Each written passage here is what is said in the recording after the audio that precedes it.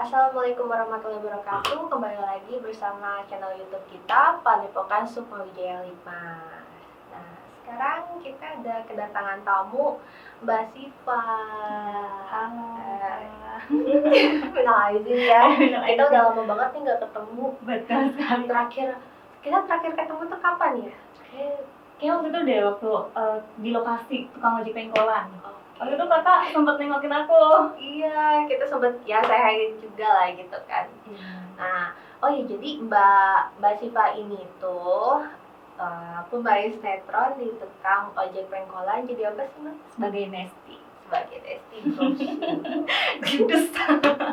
Nah, aku tuh aku kan ngundang Mbak Siva tuh dulu kan pernah cerita gitu ya sama aku, selintas sih dulu pernah cerita tentang mamanya katanya. Jadi mamanya tuh dulu pernah ngalamin kejadian-kejadian horor. Nah, buat kalian yang mau tahu kejadian horor apa aja yang pernah dialami sama mamanya Mbak Siva, jangan lupa subscribe, like, share, dan komen.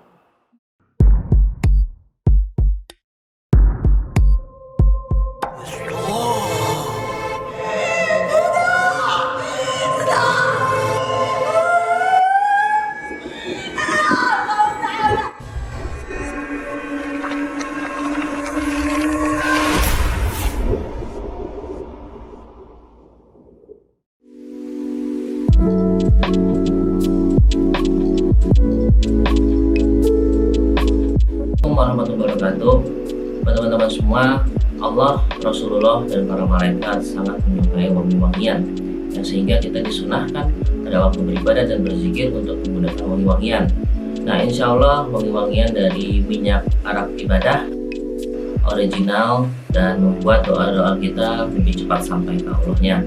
Selalu gunakan minyak wangi non alkohol dan halal di minyak arak ibadah.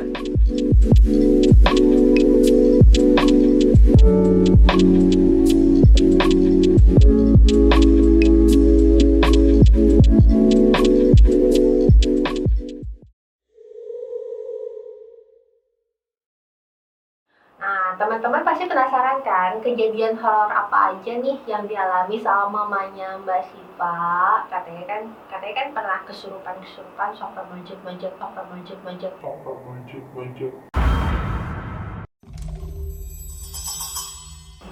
gitu kan. Iya betul sekali. Boleh diceritain nggak? Teman-teman pada penasaran nih kayaknya. Jadi dulu itu aku umur berapa ya? Sekitar umur 5 tahunan kalau nggak salah. Waktu kan mamaku kan merantau kan ke Jakarta sebagai ART rumah tangga lah dulu. Aku masih kecil diajak ikut mama cari uang kan. Nah di situ tuh ada satu kejadian yang bikin, mungkin itu masalah orang dewasa ya, aku nggak ngerti, waktu itu kan masih kecil. Ada kesalahpahaman atau yang membuat bosnya ini marah sama mama aku sampai mamaku dibuatlah sering kesurupan.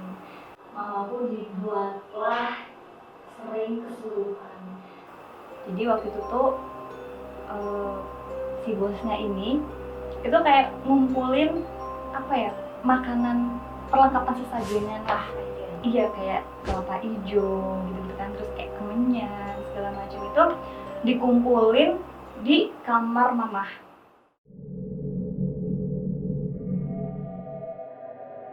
Terus mamaku suruh nyalahin kayak menyan-menyannya itu. Nggak ada selang 5 menit mamaku suruh beresin. Mamaku ambil, itu kan kejadiannya siang agak kesorean. Setelah mamaku ambil beres-beres, malamnya kejadian. Jadi imbasnya ke mamanya Mbak Siva ya? Iya, karena yang nyalain. Oh gitu. Betul. Yang nyalain. Padahal yang punya hajat tuh majikan mama Mbak Siva ya. Dan pas waktu awal mau kesurupannya itu diliatin sama nenek-nenek pakai baju silat hitam, selendang baju silat hitam. Selendang merah, sama bawa darah kantong plastiknya kayak kiloan gitu, sama seember. Itu isi embernya darah semua. Darah? Kenapa ya? nggak tahu di situ Kak. Nah, terus udah gitu mamaku langsung kejang-kejang. Jadi kalau mau kumat itu selalu tangan ngepal, kejang-kejang, terus mata langsung merah. Mbak Siva dengan keadaan masih kecil terus ngelihat mamanya ngalamin kayak gitu itu gimana? Takut yang jelas. Takut Kak, jelas. Nangis Takut, gitu. nangis. Iya itu mamaku tuh nggak umum kesurupannya Kak. Sampai loncat-loncat, sampai tembok aja diperambatin. Terus kan nih, kan kesurupannya itu kan di kamar. Di kamarnya mama, ini kan kamar mama nih, di kamar mama. Di sini tuh sebelahnya itu ada dapur. Di sebelahnya dapur tuh ada tangga kan. Itu sembronak-beronaknya di situ loncat. Itu sembronak-beronaknya di situ loncat.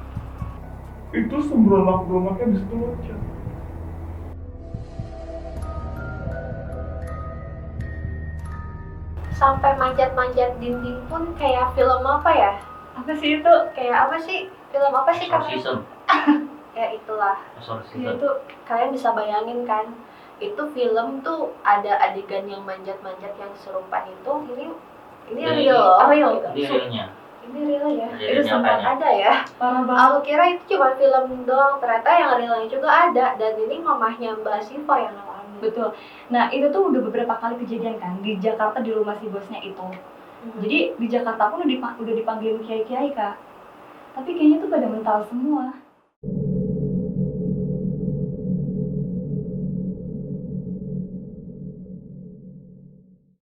Itu di Jawa itu kesurupannya tiap jam ganjil dan tiap hari. Gak itu kasihan Tiap banget. jam ganjil tiap hari. Tiap Berarti hari. kan jam ganjil tuh misalnya jam 1, jam 3, jam 5. Jadi 2 jam sekali tuh kesurupan. Iya. Itu nggak capek emang. Itu dia justru itu kasihan banget Kak. Itu sampai kalau lagi sadar ya. Kalau lagi sadar itu tuh yang kayak udah bener-bener gak ada tenaga. Jadi nih setiap kesurupan itu beda-beda Kak. Beda-beda. Beda-beda. Katakanlah ada berapa jin misalkan. Ini sekilas Berbeda karakter gitu. iya berbeda karakter. Misalkan sekilas jadi galak, jadi kayak pengen ngebunuh siapa gitu. Wah nggak bisa dibendung amarahnya sampai diikat loncat gitu kan. Terus nanti sekilas jadi kayak kemayu. Ntar sekilas jadi kayak apa lagi, jadi kayak macan, ular gitu-gitu Kak. Serem banget sumpah, itu kasihan banget mamaku. Itu tuh rumah itu ditaburin garam lah, udah didoain kiai lah, ayat kursi lah, yasin lah, diruqyah lah, sampai habis sholat, sampai ngaji, tetep aja waktunya kesurupan, tetep aja kesurupan. Sampai mau tidur aja Al-Quran nih di atas kepala. Ada nggak mereka ngasih pesan gitu buat mama apa gitu kan? Tadi kan ada yang kemayu, ada yang galak, ada nggak pesan-pesan? Biasanya kan suka ada yang ngasih pesan gitu. Pesan tuh ada, tapi bukan bahasa mama. Dan nggak pada ngerti. Nggak ngerti, itu nggak tahu bahasa apa ngomongnya. Kan beda-beda kan, ngomongnya tuh bukan bahasa mama sendiri. Jadi nggak jelas emang sih. Yang namanya jin tuh, meskipun jin tuh tidak mengenal ruang dan waktu, tapi kalau tentang bahasa mereka punya bahasa sendiri. Mereka pun itu buat menyesuaikan bahasa seperti kita, mereka susah, terbata-bata. Jadi nggak ada yang namanya kesurupan tuh ngomong lancar gitu. Misalnya aku minta kopi gitu, nggak ada. Mereka terbata-bata, mentok-mentok mereka paling lancar tuh cuma bilang enggak, iya, di sana, kayak gitu doang. Lebih ke gerakan Kak. Iya, lebih Lebih ke aktif gerakan. di gerakan. Jadi lebih aktif di gerakan gitu ya. Jadi kayak makanya jangan kayak main-main loh. kayak ada yang kesurupan beneran, misalnya dia sampai ngerangkak-rangkak masuk hutan kayak gitu ya, yang ada berduri-duri, dia nggak akan ngerasa sakit. Jadi dia ngerasa sakitnya tuh setelah sadar. Betul Kak, betul banget. Itu mamaku tuh bener banget. Jadi tuh waktu merangkak sampai diikat sampai segala macam, tetep tenaganya full. Tapi setelah sadar malah nggak bisa apa-apa. Baru ngerasain pada sakit. Dan kalau kesurupan itu mintanya aneh-aneh. Aneh-aneh apa ya? Nggak mungkin kopi hitam kan? Enggak, apa itu dong? saya. Kopi hitam, gula melati, apa? Nah itu kembang 7 rupa. Tengah malam minta mandi air panas. Panas mendidih. Kalau Iya. kata Sundanya ngagolak. Ya nggak mendidih banget sih Kak, tapi panas Kak. Terus udah gitu minta darah. Darah orang ya, darah orang. Darah orang. Iya. Terus pernah waktu itu Kalian cari darah orang? Enggak. Nggak nyebeli orang dulu? Enggak. Ya Allah. Jadi kita tuh waktu itu turutin keinginannya, kasih darah. Tapi darahnya bukan darah orang, Dia tahu. darah ayam. Tapi dia tahu loh, dia tahu. Padahal pas nyembelihnya, pas pengambilan darahnya nggak ada mama aku, nggak di depan mama aku. Tapi Pas dia tahu. kesurupan minta darah, dikasih darah, dia tahu, dia nggak mau. Dia nolak, ini bukan darah orang. Kejadian tidur sama mama. Maksudnya tuh bagi keluarga tuh, coba kamu tidur sama mama, siapa tahu nenangin hatinya gitu kan. Tidur sama mama. Tengah malam jam 12 itu udah mulai gelasahan. Udah mulai gelasahan. Gelasahan itu kayak tidur tuh nggak tenang. Mama tuh. Iya, kan tidurnya sama mama ya, yang lain di bawah gitu kan. Udah mulai nggak tenang. Pas jam 1 langsung ke tangan, mulai. Pokoknya tuh tanda-tanda mamaku kalau misalkan mau kesurupan, itu tangan langsung ngepel, kayak mati jam gitu kak. Terus itu mata langsung merah, ngotot langsung. Pas lagi mamanya Mbak Siva di masa-masa kesurupan itu ada nggak yang jadi korban gitu? Tapi kalau untuk yang sampai ekstrim nggak sampai. Tapi kalau untuk pegang pisaunya udah seambil-ambilnya kan. Tapi nggak pernah sampai mau nusuk siapapun, enggak. Karena kan disitu rame kak, dijaga terus 24 jam. Kesurupan terus 24 jam itu. Terus ada nggak misalnya kayak yang ngeruqyah itu, ya kali aja jadi yang ngeruqyahnya kalah misalkan contohnya ya. Yang ngeruqyah baca ayat-ayat kayak gitu, ternyata dia batuk-batuk Oh, langsung. mau dikata-katain kak? Dikata-katain gimana? Dikata-katain sama mama. Lu ngapain? Kayak kalau bahasa Indonesianya mah, nggak usah sok pinter loh, digitu-gituin kak. Jadi kayak jinnya tuh lebih ngerti. Ada ya Kia yang kayak gitu ya, yang jinnya lebih paham, lebih fasih kan? Kan jin kan umurnya lebih tua dari kita. Itu nggak Dia jangankan Quran, Injil, Zabur, Taurat Apa tuh paham. semua kayaknya. Belum merinding nggak, sumpah belum merinding. Itu dikata-katain nggak, sumpah itu sampai kiainya diem langsung.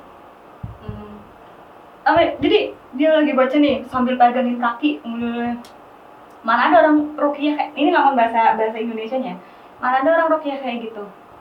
Lo baca ayat gini juga gue tahu gini, artinya juga gini. Nah, terus yang kiai-kiai udah ngeruqyah itu kan ada nggak yang muntah darah, terus jadi yang ngebalik, misalnya jadi gila lah, jadi apa gitu selain dikata-katain tadi? Kalau bilang enggak, tapi kalau muntah darah iya. Banyak. Dan itu bukan cuma 1 atau 2 ustadz atau kiai. Itu hampir itu kan waktu itu ada banyak ya, berdatangan terus dari mana aja. Hampir setiap yang mau bantu ngobatin mama itu pasti kenanya ke dianya. Entah habis pulang dari itu jatuh, entah habis ngobatin ke mama langsung muntah, sakit, ada. Jadinya sial aja ya. Jadinya sial aja.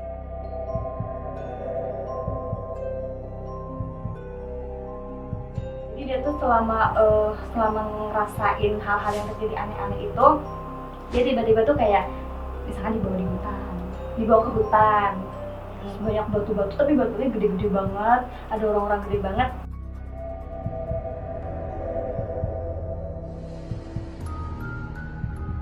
Bener banget itu dulu waktu awal-awal dibawa ke rumah ke Jawa, kan kita nggak tahu dong kesurupan mama itu seperti apa, orang di rumah, orang di kampung.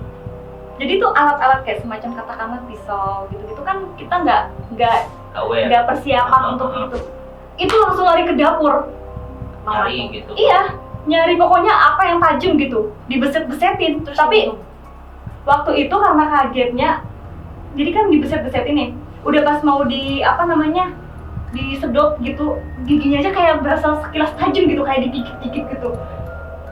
Itu terus makanya kan gak wajar banget Iya. sumpah.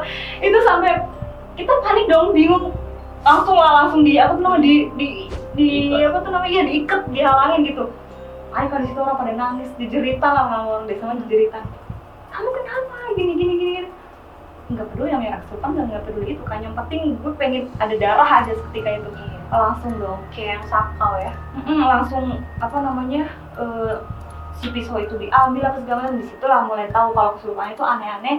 Semua yang berhubungan tajam atau yang lain-lain, benda-benda yang lain disingkir-singkirin. Nah itu kejadian mamanya kesurupan tuh berapa lama sih? Itu kejadiannya cukup lama Kak, sekitar berapa ya? Mungkin katakanlah setengah tahunan ada kali ya. Terus mama sembuh-sembuhnya itu karena apa? Nah sembuh-sembuhnya jadi sebelumnya itu si bosnya itu pernah ngomong, bosnya yang perempuan tadi, kamu bakal sembuhnya kalau nikah. Kamu bakal sembuhnya kalau nikah.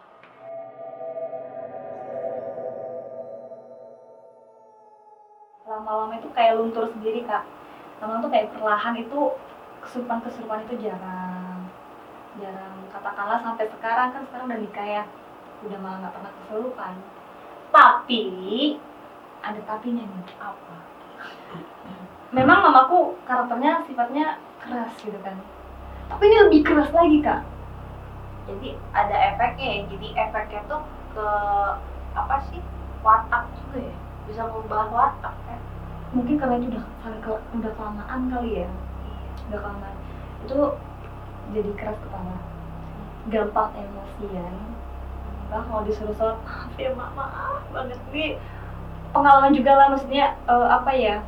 Ilmu juga, pengetahuan juga buat mereka di sana yang ngerasa gue udah sembuh nih gitu, udah nggak ada jin-jin lagi, tolong jangan keras kepala, kita tuh pengen yang terbaik. Kalau misalkan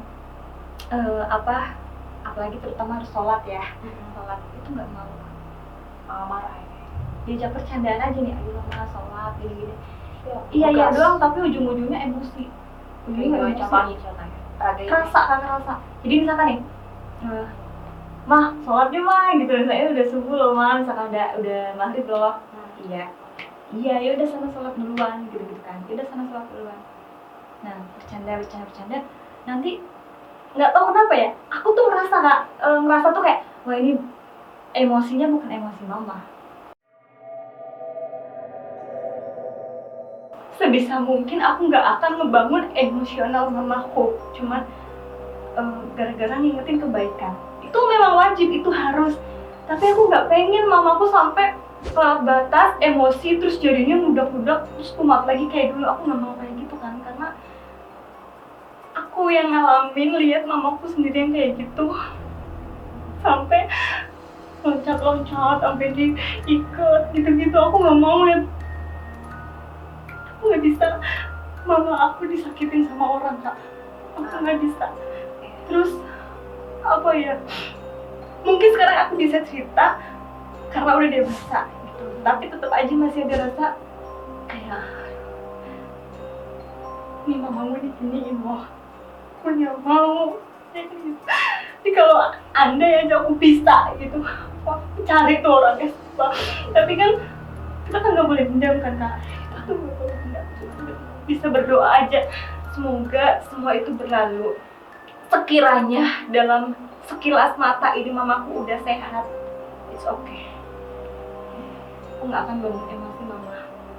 Tisu nggak? Tisu. Nah, Tisu.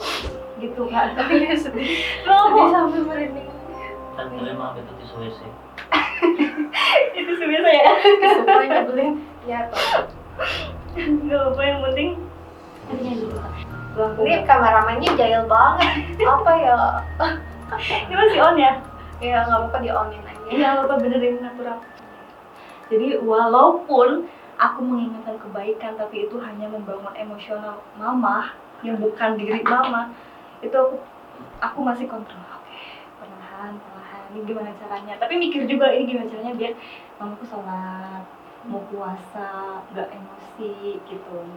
Gitu ya. Pokoknya kejadian yang dulu itu emang bikin trauma juga buat Mbak Siva gitu. Aku tuh dulu diceritain emang intinya aja, cuman kebetulan waktu itu aku kan lagi ada kerjaan juga kan ya. Waktu itu ya udah cabut balik, kita mau janjian tuh ya baru sekarang gitu kan. Baru ketemu lagi. Pengen tahu juga gitu kan, penasaran. Soalnya waktu itu cerita padahal intinya doang, sampai nangis kejer, mungkin ya masih Ya, ngebekas. gimana nggak nangis Kak, ngeliat orang tua kita kayak gitu, nyawa di ujung nggak tahu di mana kan. Nah, terus lagi kan katanya Mbak Siva tuh ada lagi nih kan ya cerita tentang nenek. Nah, Oh iya, itu lagi takut. Nah, kita ada lagi ya cerita tentang neneknya Mbak Siva. Jadi buat yang penasaran, tunggu di episode selanjutnya. Nah, jangan lupa sekarang subscribe, like, share, dan komen. Nah, kalau jangan lupa yang apa sih yang komen, yang mau cerita-cerita boleh komen atau DM ke IG-nya Kisukma atau IG-nya aku gitu kan. Nah, pokoknya sekian episode tentang mamanya Mbak Syifa. Lanjut di episode selanjutnya tentang neneknya Mbak Syifa. Assalamualaikum warahmatullahi wabarakatuh.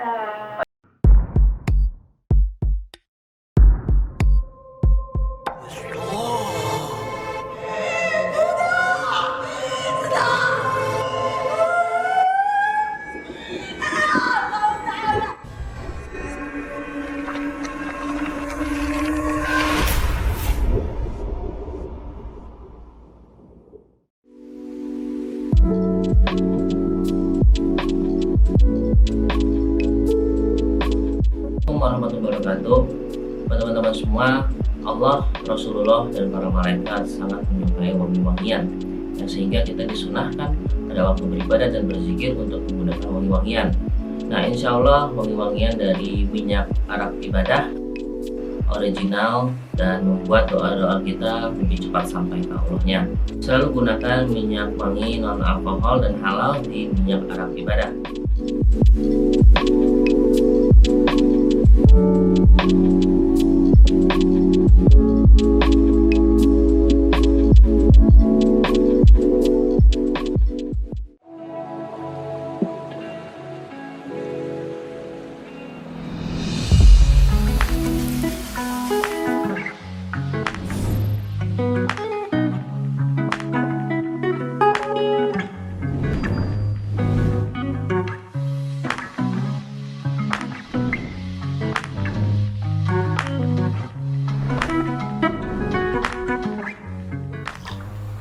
Awali harimu dengan kopi terbaik dari Indonesia, hanya di Sukma Kopi Indonesia.